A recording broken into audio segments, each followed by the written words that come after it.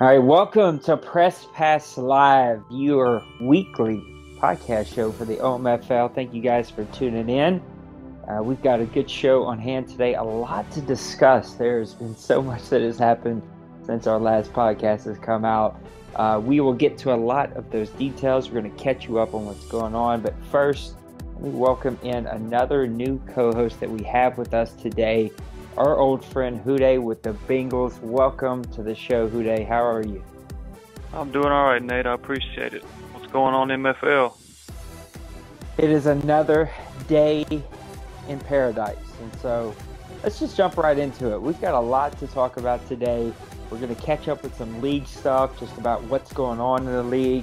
If you haven't checked out the standings, you need to go do that. We're already, am I wrong? Are we already in week 6?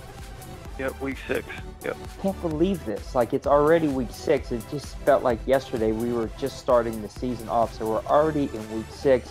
Make sure you go check out those scores for week 1, 2, 3, 4, and 5, because we did not cover any of those. And we're really not going to cover a lot of them today, just because the Daddy Leagues page is there. And if you want to go check those out, they're going to be there. Instead, I'm going to kind of just break down a few things that have caught our eye this early in the season. So let's go ahead and get this thing started off right. Let's talk about the Seattle Seahawks. Now, our buddy Mo with the Seattle Seahawks went on a tangent late in the season last year and just was unstoppable. Made him a nice run into the playoffs. But this year, 0-5. Sitting at 0-5 after falling to my Cardinals this week. And he is struggling. So here's the question that I propose to you. What has happened to the Seattle Seahawks? Well, when it comes down to it, football is a game of points. And when you really, dig in and look at the numbers, he's only putting up 16.6 points a game. And that's last. That's 32nd in the league right now. I think that's the large majority of what's going on. I think the numbers tell a story. Right now, he leads the league in fourth down attempts. He's 3 for 10. He's went for it on fourth 10 times already. So, what that says to me is that he's not picking up first on third down. So you look at third down, he's 31st in the league. He's had 50 third down attempts, and he's only converted 16 times. I think that's where it's coming from. You got to pick up the first downs. He's not able to move the ball. He's 294 rushing yards through 5 games. That's after everybody plays their game this week, he's going to be last in the league in rushing. That can only mean one of two things: either A, he's not running the ball, or B, he doesn't have the personnel to get the ball down the field. He is running the ball. He's ran the ball 87 times, which is perfect. It's exactly where you want to be through 5 games. I think his O-line needs some work. You're talking 74, 75 run blocking across his offensive line. Same thing on the defensive side of the ball. He's 29th in sacks. He's got 6 sacks through 5 games. Really, football's won in the trenches. My advice to Mo: he's a great owner. I like the guy. We know he has the skills on the sticks. I think it's just about getting the personnel in there to be able to win the war up front. I think missing the draft last year hurt him. He ended up with, a couple playmakers, a wide receiver, and a running back. He just needs to get some guys in there so he's able to, execute his game plan a little bit better. Yeah, I'm going to point out a couple stats here. First, Mo, the owner, I love to death. He's earned a lot of clout with me, especially over stuff that we'll talk about a little later in the show.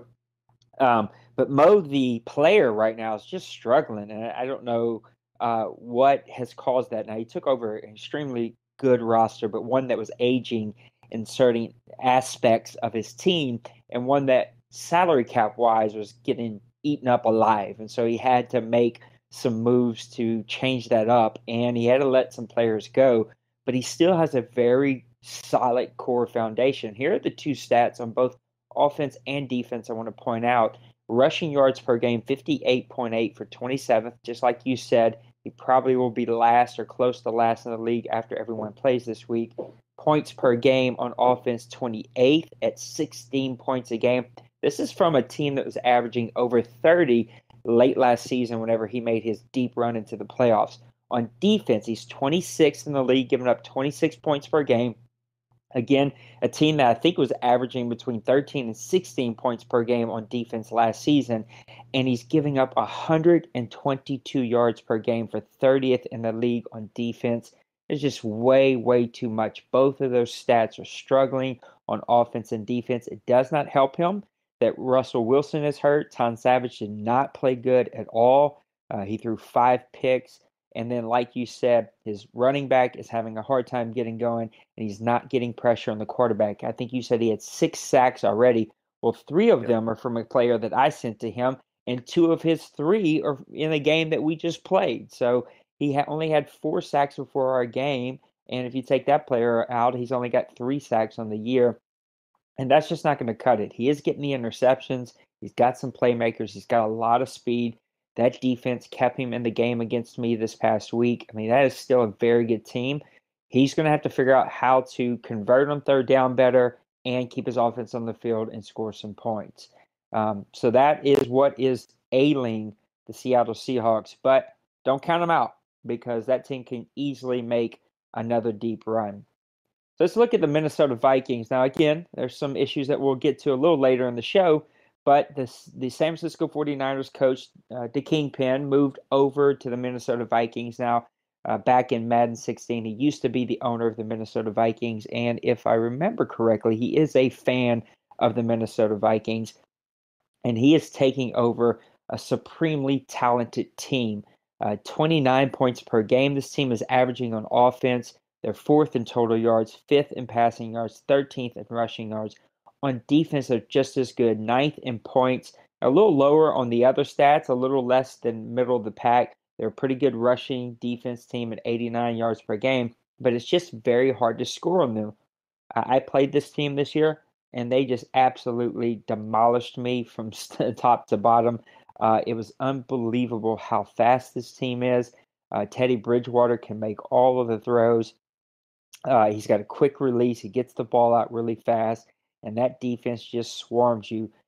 The Kingpin is taking over extremely talented roster here. I guess the question that I want us to look at is what do we expect from these Vikings? And of course, Steve was the owner, and of course, he's no longer with us. And now the Kingpin has struggled getting the San Francisco 49ers off of the ground, but he's moving over to a much more talented team. A team that has a lot of playmakers with Dree Archer, Deion Lewis, Teddy Bridgewater.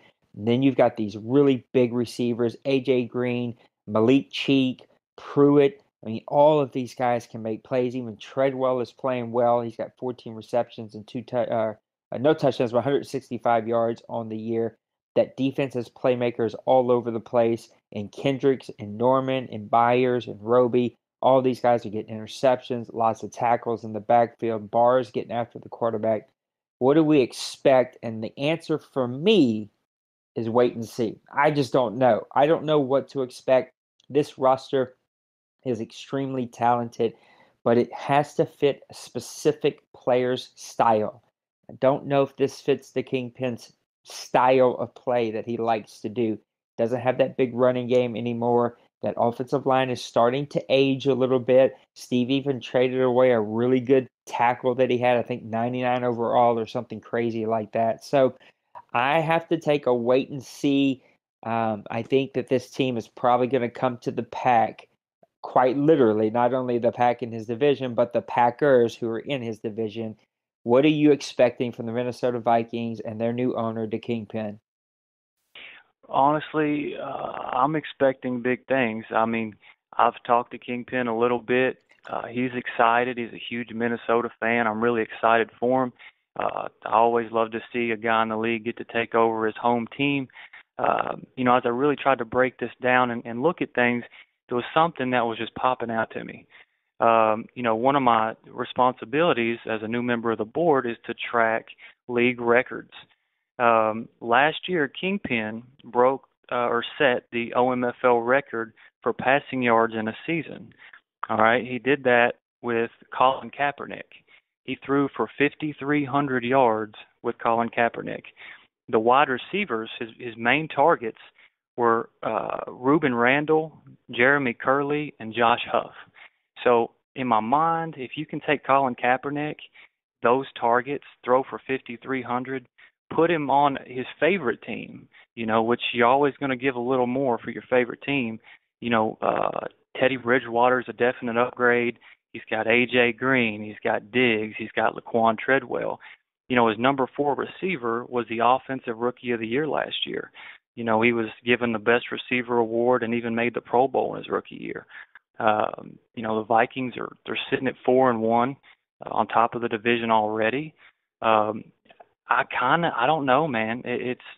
I think that's a deadly combination. You take a pass-happy guy with a mediocre personnel in San Francisco, you drop him into, Minnesota with some Pro Bowlers.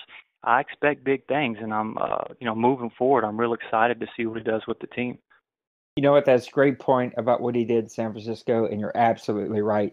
This is definitely an upgrade over that, and I'm interested also just to kind of see what he can do with that personnel. So let's talk about some major changes. Now we'll get more deeper, I guess, into this conversation in just a little bit, but we did lose a couple of owners this past week, and again, we'll get to the reasons behind that and what's going on there, but there's going to be some major shifts in the power of this league. I'd say easily for the first 2 seasons of Madden 17, the Buffalo Bills have been an absolute powerhouse. The Patriots have been up there. The Vikings, who we just spoke about, have been up there. The Dallas Cowboys this last season have been a very big powerhouse, but also the Tampa Bay Bucks. So we've lost both our Buffalo Bills owner and our Tampa Bay Bucks owner, and that is going to shift some power. So my question to you is, what is going to happen in the AFC and NFC in that shift of power? What do you expect to happen now that the Buffalo Bills quite literally will not be on the top? They'll not be the king of this league anymore. He's been in the last 2 Super Bowls. He won one. The Falcons won this last one and had to do a big comeback against the Bills. What do you see happening in the shift of power in both of these conferences? The first thing that pops into my head is obviously the postseason. I don't think anybody's going to question that the Bills owner was the best guy on the sticks. When you go 14 and whatever, 15-1, and get to the Super Bowl the first 2 seasons, that's the record speaks for itself. But I think the playoffs are going to be wide open now. I don't count out the Bucks and the Bills now because we get some good owners in there. Bills are 4-1, Bucks are 3-2, but it really opens up some opportunities for other teams. I think more so, in the NFC, you've got the Rams coming up at 5-0.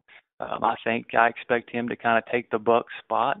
I think our owner Dawson has done a really great job with that team. And he's definitely going to be in the hunt. I don't think there's going to be a log jam of teams this year like there was last year. We had a bunch of teams that were right there, like easily 4 or 5 teams missing the playoffs by 1 game. I think this year already we've got 10 teams with only with 0 or 1 win. So that's huge. In the AFC, Brady got left out in the cold last year in Jacksonville. He didn't make the playoffs. With the Bills gone, I think, even in a tough division, Brady's got the skill set. He can get in there on a consistent basis. I think it opens up for teams in the AFC North, like me in Cincinnati and Cleveland. I think Cleveland's arrived. I look for them to be there in the conversation at the end of the year. And they brought a lot to the league, gameplay and otherwise, but I'm really excited moving forward. I think it's a great opportunity for other guys to get more involved in the community and kind of come together and get excited about getting in that playoff chase at the end of the year. Yeah, the 2 teams that I think are going to benefit the most from this, one in the AFC, one in the NFC, you've mentioned. I think this does well for the Green Bay Packers. Now, again, this could all be blown out of the water if we get in a new owner who's just really good at the sticks and plays well. I mean, they're both going to be taking over very talented teams.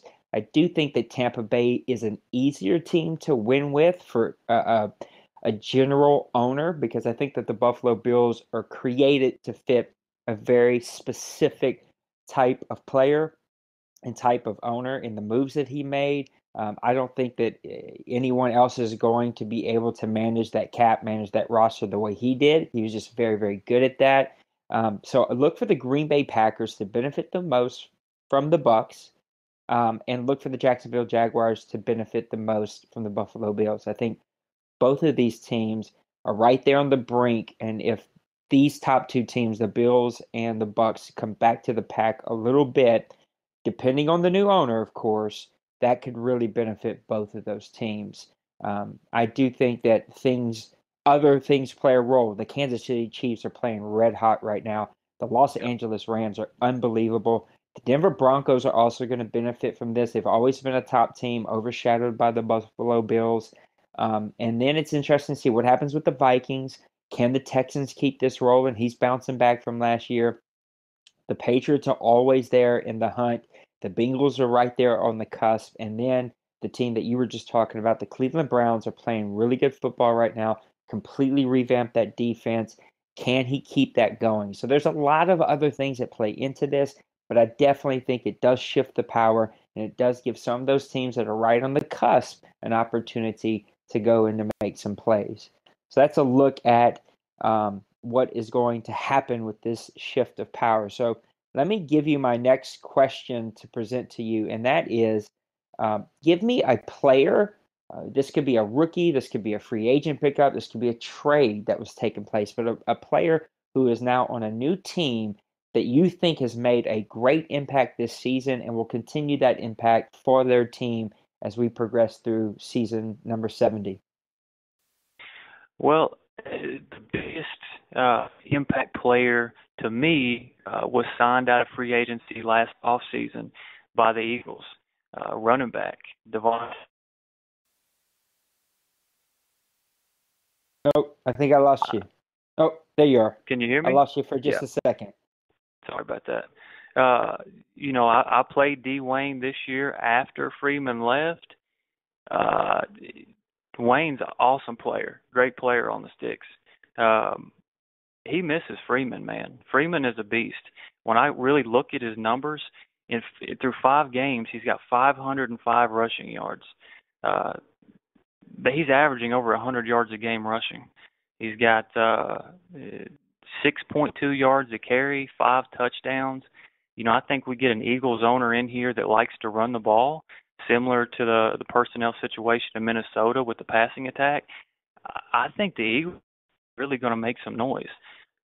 It really surprised me. I didn't think that he would be able to produce that kind of yardage behind the Eagles' offensive line. I mean, it's solid, but it's nothing, it's not like a cast full of Pro Bowlers. By far, I think that stands out to me the most. Devontae Freeman was a great pickup by the Eagles. Yeah, I can't argue that Devontae Freeman was the sexy pick. Again, a guy that got paid a lot of money. I think he got a 4-year, $45 million contract with $18 million signing bonus in this offseason. It was interesting to see that he was able to keep things rolling from Atlanta. I thought there was going to be a fall off there. I didn't think that Atlanta would miss him as much as they do. And I almost also went with Brett Novak, who was the quarterback from the Buffalo Bills, rookie guy that sat the bench, very good player that the Lions traded for. But I'm actually going to go a different direction. I got to go DeMarcus Good. Can't believe we're talking about halfbacks in a league that the running sliders are very hard to figure out. It's very hard to have solid running games. To have a 100-yard running game is something to be very proud of, because it's not easy to come by in this league. DeMarcus Good, though, was a second-round pick, 18th overall. He comes in as a 73 overall. The guy's got tons of speed, 96 speed, 90 acceleration. He's from a school that was close to my hometown of UL Lafayette. This guy can catch at 62. He's got 81 elusiveness. He's just one of those guys who is shifty in the hole and is making plays for these Green Bay Packers, and I feel has really helped this team step up their game. 111 attempts already, 552 yards. He's averaging 5 yards a carry. He's got 7 touchdowns. He's had 2 out of his last 4 games have been over 100 yards, and a third was at 93. So he's been right on the cusp. He's had a lot of 100-yard games. This guy is really proving his worth, and you picked him up in the second round.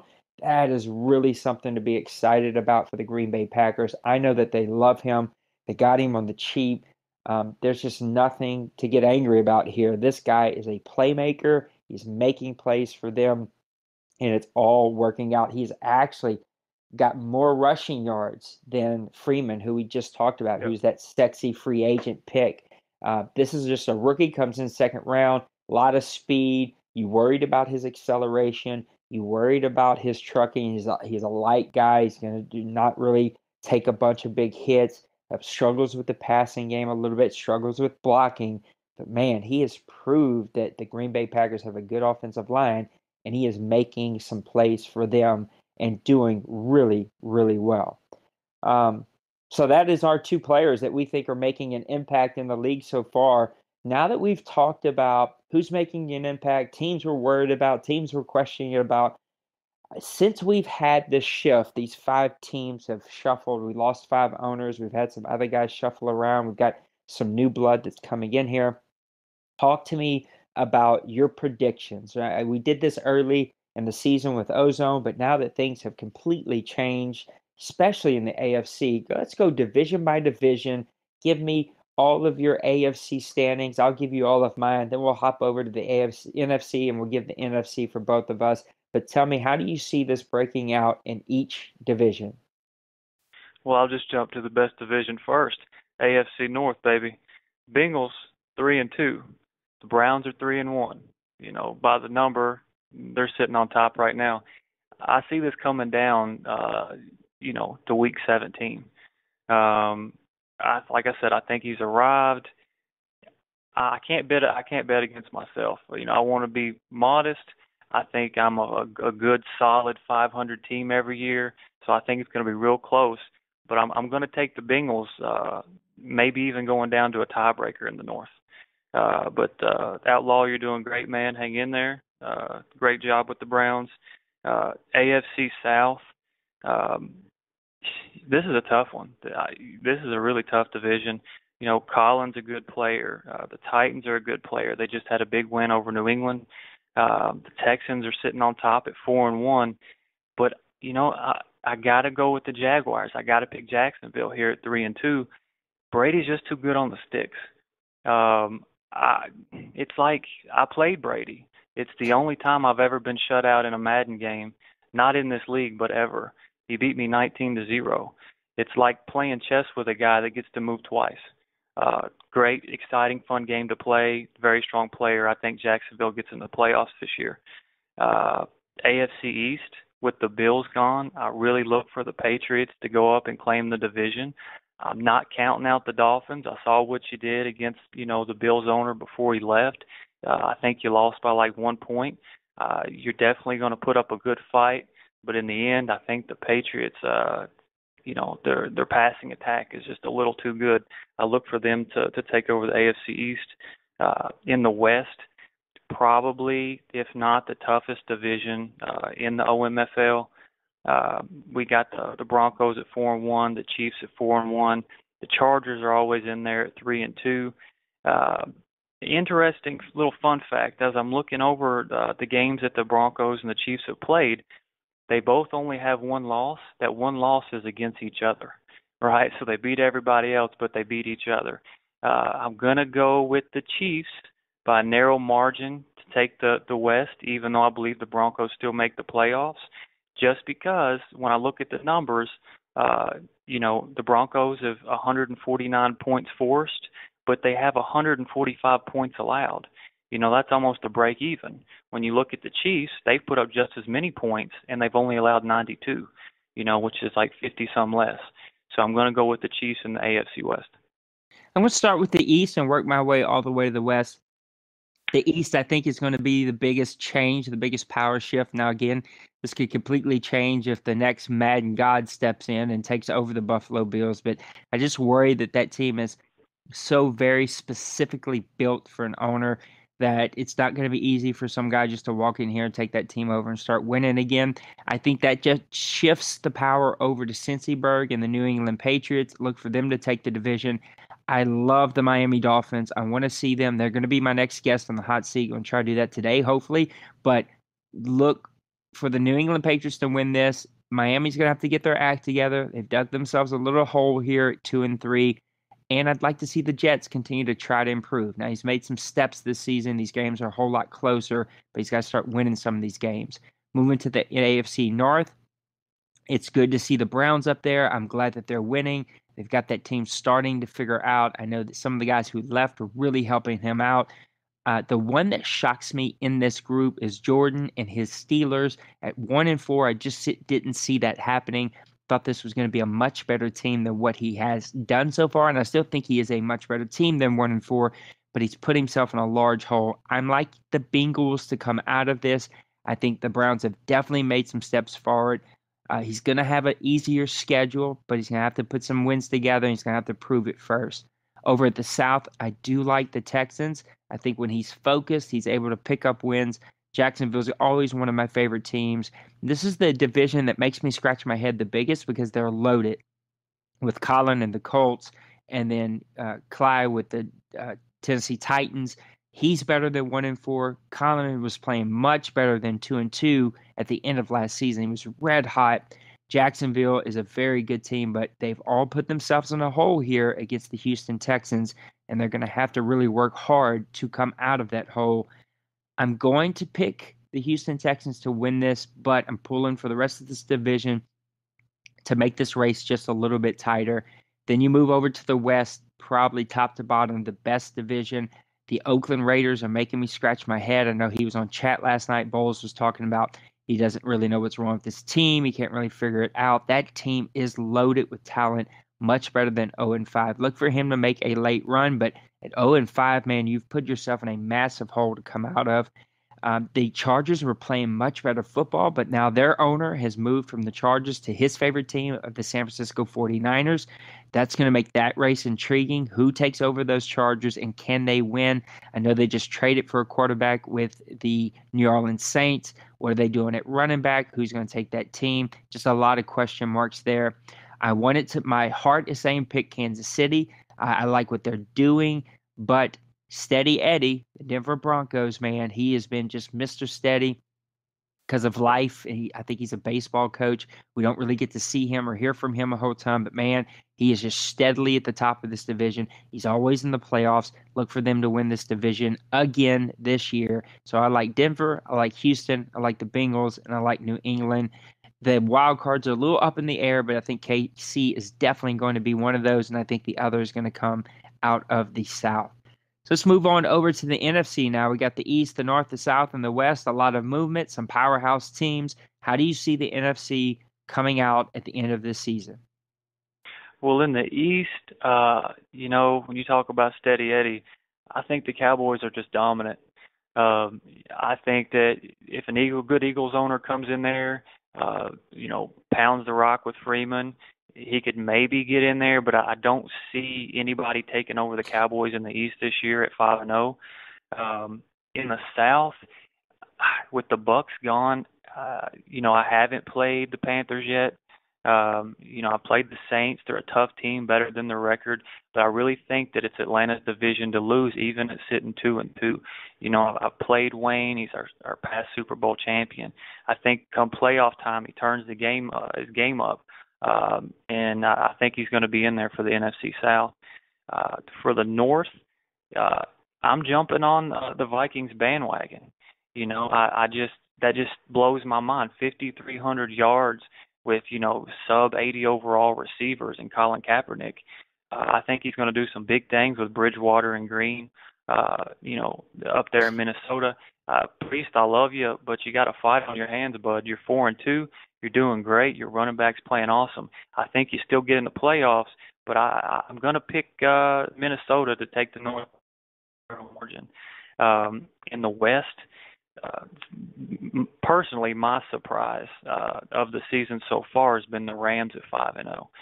I talked to Dawson a lot last year in the off season, kind of got to know him a little bit. I think he's done a great job with this team. Um, his front, his front four is scary. Arguably the best in the league. I think Arizona, your squad with the Cardinals at 3-2, you're always there. I know you're going to get in the playoffs. Your in-game performances are just too good.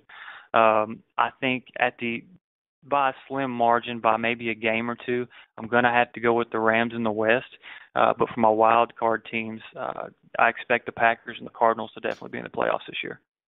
I'm going to start with the East and work my way west again. Of course, the Dallas Cowboys are a powerhouse. They just seem to do it all really well, and they win when it counts. The New York Giants are a little bit of a question to me. Again, who knows what's going to happen with Philly, but again, you're taking over a 1-4 team. That's going to be a tough hole to dig out of, but a very talented team. Washington also makes me question. I don't know what happened. I know he's rebuilding that team. He done so many great moves with a great draft this past offseason. I really thought that would be a team that would be in a better contention. Now, he's not out of it, only at 1-3, but this is going to be about the Dallas Cowboys. The rest of the teams are playing for a wild card position. Moving over to the North, I love what Detroit did going out and getting them a quarterback, a very, very good quarterback.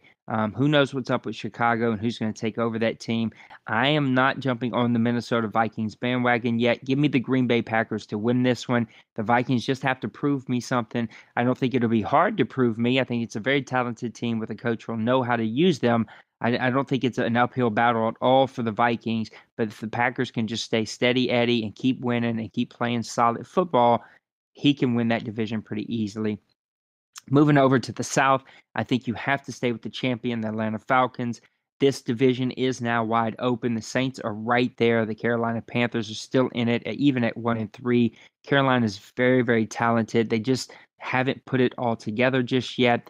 The Falcons are trying to figure some things out, but we don't know who's going to take over the Bucs, if they're going to win with a very defensive built team. Again, a team that was built around defense with a quarterback who can make some throws. I think Atlanta's going to take that division. Then finally moving over to the West where I play, this really is about the Los Angeles Rams. I struggled there, trying to remember exactly how to start that one off. But the Rams really are a great team. And single-handedly, Donald beats me every single time we play. I mean, the guy is just dominant from start to finish. You got to get the ball out quick. His guys are fast. He is doing it all very, very well right now. And it's going to be hard to slow those Rams down. They seem to just know how to hit the big play and play solid defense. That's going to be a tough team to make a run on. Seattle has dug themselves a hole, but again, a very talented team. And then I'm interested to see what old Meathead does with San Francisco 49ers. Probably not a team that fits his style just yet, but again, he's got his favorite team, and so that usually means just an extra little boost of confidence as guys take over their very, very favorite team. So that is it. That's a little catch up of everything that has happened here in the OMFL. I did want to put a little few minutes aside to just kind of talk about what has happened here recently. I don't really intend on hiding anything. We are a good, solid, great league, I should say. We've got great guys here, and we've learned a lot over 16 years. And over 16 years, I've seen some really special, awesome dudes that have a lot to offer, but just don't fit in culturally, have to leave, whether it's my league or the OMFL when I was not the commission. I was just an owner. I've seen guys, a lot of guys, many guys, too many to count, come and go over 16 years. And I know that life moves on and leagues move on, and you find a new crop and blood. So we did have some things that have just been under the surface, so to speak, for quite a while now. I'd say the middle of last season, some things began to really boil up. Our past champion and a good guy that was on the board, Ducks, was over the Buffalo Bills. There were some issues that guys took with him, whether it be not really gameplay style. He was a pretty sim guy.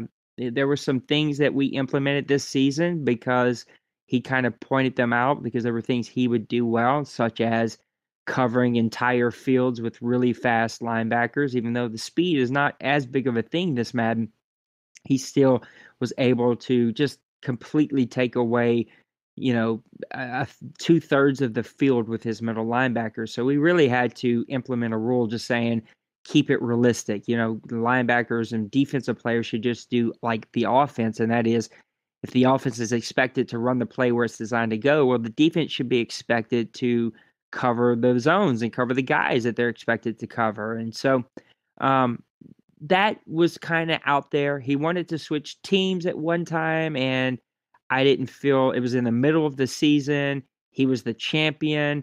He had a like 12-0 team, something like that.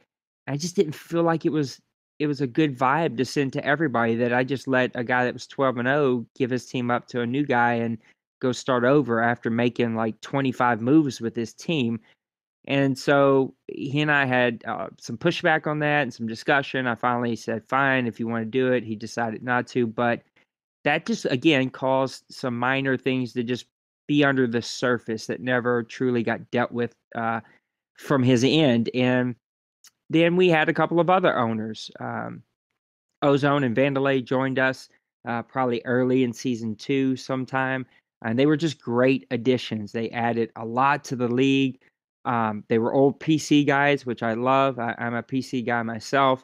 And it was just good to have good, solid guys around. The issues began when their suggestions turned more into do this or we'll abuse it if you don't change it. And there were just some disagreements about what's abuse and what's not abuse. And they really wanted us to take away closed and bunch formations completely, which was like 35 different formations. It would have been a tremendous thing to track. It would have been a tremendous headache. And I tested it and just didn't see it to be a big issue if guys followed the majority rule. And that is, don't do anything a majority of the time. Well, that brings us to Steve. Steve played me and ran about 95% closed or bunched formations, a lot of outside runs. It just was not. I was really embarrassed that that was a game that was played in the league that we created here. And so all of those things began to boil up and boil up. There was an issue with a disconnect where neither owner handled the issue properly. But then guys begin to gang up on other guys through PM and in the chat, and really just began to, I don't think on purpose, but bully people around. Again, I don't think these are bad guys at all, but I think that that was the culture that was starting to get formed here. Guys would stop coming to chat. I lost a board member because he just was not wanting to deal with some of the other board members and some of the other stuff. And so, I made the choice after Chaotic left, our co-commish. He is back, but just as an owner now. He's not going to be a commissioner.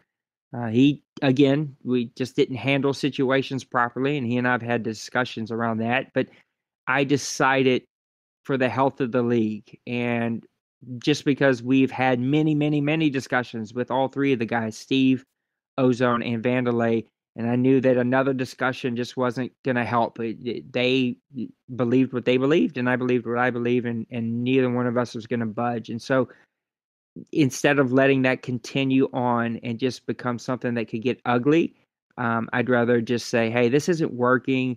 We wish you luck. There's a billion other great leagues out there, and I'm sure that any league is going to be lucky to have those guys. And so I decided to cut ways with Vandalay, Ozone, and Steve. Steve for gameplay issues, the other two not for gameplay issues, just for culture reasons and not handling situations appropriately and just sending off a vibe of intimidation. And I didn't. It just continued to happen, and it was starting to affect other owners, and it was starting to affect board members, and we lost. Chaotic is a board member. Again, he's back as an owner, but still, I mean, Chaotic is one of the reasons that we have the stuff that we have, and he was a really big contributor and a part of all that. And so it was unfortunate. It was not fun, but I really made the decision. I felt like that just had to be done. It was good for them. I know they were getting frustrated. It got to a point where since we didn't take those things out, they were going to begin to push the boundaries of abuse I don't think that they were purposely trying to prove a point, but that's what it came across as, that they were just going to show me that this is a problem. And then against Steve, the gameplay issues were just too massive. The game was not even close to what I want to see here. No one else had submitted an issue with him, which raises red flags for me. And Steve was very aggressive to board members, and I seen handle things in chat just inappropriately. Not again the vibe that we want here. I want this to be a safe place for everybody. So we did cut guys with those 3 guys, and that had a bleed down effect, which included Maniac, the Eagles owner. He was friends with Ozone and Vandalay, and I respect that. But he decided he needed to leave out of his friendship with them.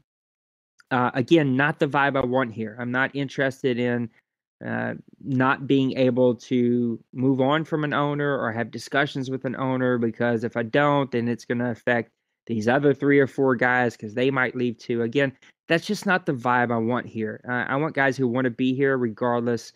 Like I said in my commissioner chat that I did the other day, I want guys that I couldn't boot from here. They just want to be a part of this, and they're willing to be problem solvers, team players, and community builders. And unfortunately, he needed to, and I respect that, he needed to honor his friendship over the league. And they just weren't here long enough for me to hold that against him. I respect that. And so then that brings us to Ducks, who again is a great guy. Love him to death, but has quit on us before, has left us before. My fault for giving him a leadership position. Probably should not have done that, just because he hasn't proved that he would stay here in the past. And as much as I love Ducks, he's just an emotional, passionate guy, and I respect that. Just in life, we've had discussions in chat just about life things where he's made some comments, again, just because he's a passionate dude, that I've had to say, hey, those kinds of discussions I don't want in the chat. This needs to be a safe place where guys can get away from life stuff. And honestly, he didn't have the decency to even message me that he was thinking about leaving or that he needed to leave for whatever reason. He just deuced out. He just told the league he was leaving. And when you type in the main chat that you got to go, then whether you mean it or not, you got to go, because it sends a bad vibe to the rest of the owners that you can just say and do whatever you want to get your way. The unfortunate piece in all this, I say that, I don't think it's unfortunate, but these guys have now gathered together to start their own league, and more power to them. I honestly wish them luck. I hold no hard feelings against any of these dudes. I don't have the emotional energy to waste on that kind of stuff. I'm not an angry guy. They can, they'll think what they want to think about me. That I'm just telling you that I don't wish them ill. And guys in my league, you guys are more than welcome to play anywhere you want. I am not anybody's dad or governor body. You play where you want to play in any league that you want to play in. And if you find something that's better than this and fits you better, and that's where you want to put your energies and your effort, I'm not going to hold that against you. But my issue comes into play that petty, but the name of their league is pretty close to ours. So if you see that, I think that we can all agree that that's a shot across the bow. And my other issue is, if you want to go start your own thing, then do that. You are more than welcome to do that, and you should do that. Our league, our community, I should say, needs better leagues. We need more options for owners so that this kind of thing just grows and we have more guys who want to play in more leagues, and we can all have a bigger pool to choose from. My opinion is, if you're going to do that, though, then go do that on your own. Anytime I've left the league, which hasn't been often, I've only left the OMFL 2 Maddens ago to go start Grown Folks, the community. And when I left, I didn't take anybody with me. I think that if you're going to go start your own league, then you need to go find your own owners. And if you got some buddies that want to play, then that's fine. But to send PMs to every owner that you know in my league, asking them to come join you, is underhanded and conniving and disappointing, because I just I wouldn't have done that, and I wouldn't have expected that to happen. So it is what it is. Of course, I only have the sides of the stories that have been told to me. I really don't care. More power to them. If guys from here again feel like that's a better league, then more than welcome to go do that. That's fine with me. I'm not keeping anybody from leaving or even from playing in both. This is not a competition to me. We are who we are, and we're not going to change. And there's a reason, though, that we've been around for 16 years and that we've learned a lot. And I try to treat guys as fairly as possible. Doesn't mean I'm perfect. And I may have made a mistake in this, but I was doing what I felt was best for the league, and I was doing what felt was best for our culture here in this league, which was starting to get very negative and very intense for no reason. So I just wanted to spend a few minutes telling everybody what's going on. That's the update. We still have a couple of open teams. We've got a lot of new applications that are coming in, guys that we're trying to get approved. They've got to, of course, take a quiz and be approved with gameplay. If you know of some people, please send them our way. I know I am holding the Chargers for one guy in our league. His buddy wants the Chargers. So we hopefully will get full here soon. I do have one board position that is still open. But I am in talks with one of the owners that is interested in that position to see if it is a good fit for them and it's a good fit for us, and then we'll give it a shot. So a couple of minor changes in the way our power is set up here, and I'm excited, again, to just get new blood in here, get guys who buy into our culture, and who knows, some of these new guys may not fit, and we may have to continue to look for new guys, but I can tell you one thing, I'll continue to work hard for everybody. Kind of our motto here is we do more so that owners can experience more, and pushing out content like this and doing the things that I do, I will continue to work hard on. And we've got some great guys like WhoDey, who's joined the board. We've got guys like Dwayne, the champion, who's joined the board. Colin, who's been over scheduling, who's on the board. And then again, we got one position that's still open. So lots of good stuff. I just wanted to, one last time, just talk about what's out there. I know, again, this had to be brought to light to me. Nobody was like heads up with me and straightforward with me. I had to kind of find out about this behind the scenes. And I'm not going to hide, what is going on. This is how I feel. I expect that those guys will probably listen to this and this is not a shot at them. It is what it is, and I wish them luck. And we're just going to keep moving on. We'll go find some more great owners to come be a part of this, and we're going to keep having a really good time and having some really good fun playing some Madden. So that's where we're at. I just want to give you a second now that I have rambled about all these different situations to give us your last closing input, whether it's about this situation, whether it's about the season. But it's been a really good show, and we're going to put a little bow on it here and let you put your little closing remarks on it. Yeah, I think that was well said, and I think pretty much all the questions have been answered, and I think I can speak for Colin and Wayne and myself and say we're really excited to be a part of the board, and we really appreciate, everything you've done, for this league and the time you put in, and we really buy into the community first aspect. That is solely my reason for wanting to be on the board. I think that's really awesome and really important. So guys, throughout the season, you may get a message from old WhoDey just about nothing. Hey man, how are you? How you doing? How's your team, doing? If you don't want to talk, that's fine. But, I'm looking to get to know guys. You can, our inbox is always open. Just send us a message if you have a question about something. There's no, you're not in trouble to talk to a board member or anything like that. If anything crosses your mind, shoot me a message. I'll do whatever I can to help you. I'm more than happy to invest in this league and invest in you guys. And I'm really excited about where we're at and what our future looks like going forward. Yeah, me too. WhoDey's working on some fun stuff. I'm actually talking to Ziploc, the Chiefs owner. He's working on a really neat idea that I've had for a while now, and he thinks that he can make that happen. Dwayne's working on some fun stuff. Colin's got some cool ideas. So some changes will be coming, just some minor tweaks to just make us a little bit better. Some fresh people are here, so some fresh ideas. If you are a part of the golf league that we have going on, check that out. We just finished Tournament 2. Today we're going to announce Tournament 3, the WWE League that we represent here. the OCW. It's got some new shows that are out, a pay-per-views coming out this weekend, so we'll make sure we get the website all updated this weekend. Lots of fun stuff. For WhoDey, for the rest of the board, thank you for being part of the podcast today. We will see you guys on the other side. Thanks, guys.